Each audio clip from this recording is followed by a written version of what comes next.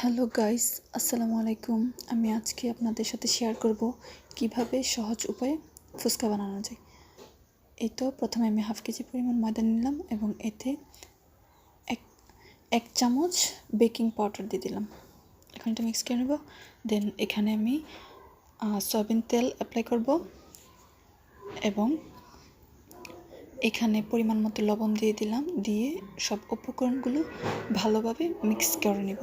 উপকরণগুলো ভালোভাবে মিক্স করতে হবে যেন একদম সবগুলো ভালোভাবে মিক্স হয়ে যায় আর কি। দেন আমি হালকা কুসুম গরম পানি দিয়ে ডো বানিয়ে নিব উপকরণগুলো ভালোভাবে মিক্স করে। এই তো আমার ডো বানানো হয়ে গেল।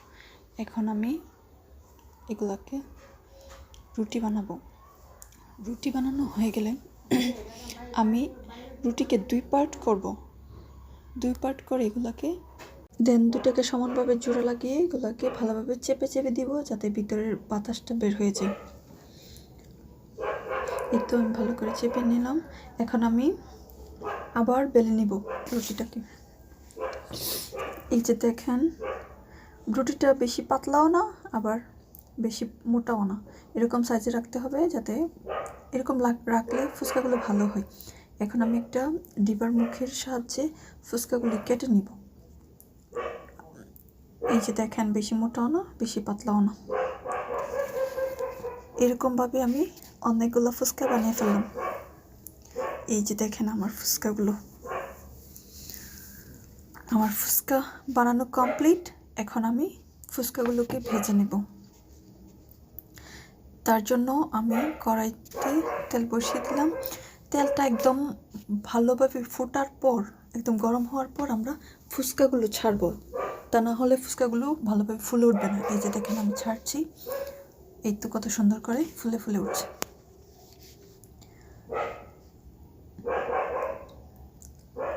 এই যে কি সুন্দর ফুলে যাচ্ছে ফুচকাগুলো। এরকমভাবে আমি আস্তে আস্তে সবগুলো ফুচকা দিয়ে দিলাম। এখন দেখেন আমি ফুচকাগুলো উল্টিয়ে দিচ্ছি যাতে ফুচকাগুলো পুড়ে না যায়। এভাবে উল্টিয়ে দিলে আপনার ফুচকাগুলো একটু ভাজাটা মুচমুচে হয়। এইভাবে আপনারা ফুচকাগুলো ভেজে নিতে পারেন। এই যে দেখেন আমার ভাজা শেষ। এই যে দেখেন কত সুন্দর মুচমুচে হয়ে গেছে ফুচকাগুলো। এই যে দেখেন আমি ভেঙে দেখাচ্ছি, দেখছেন কত সুন্দর হয়ে গেছে ফুচকাগুলো, একদম অরিজিনালি আমরা যেরকম বাজার কিনে খাই ওরকম। অ্যান্ড ফাইনালি আমার ফুচকা বানানো শেষ। আসসালামু আলাইকুম সবাই।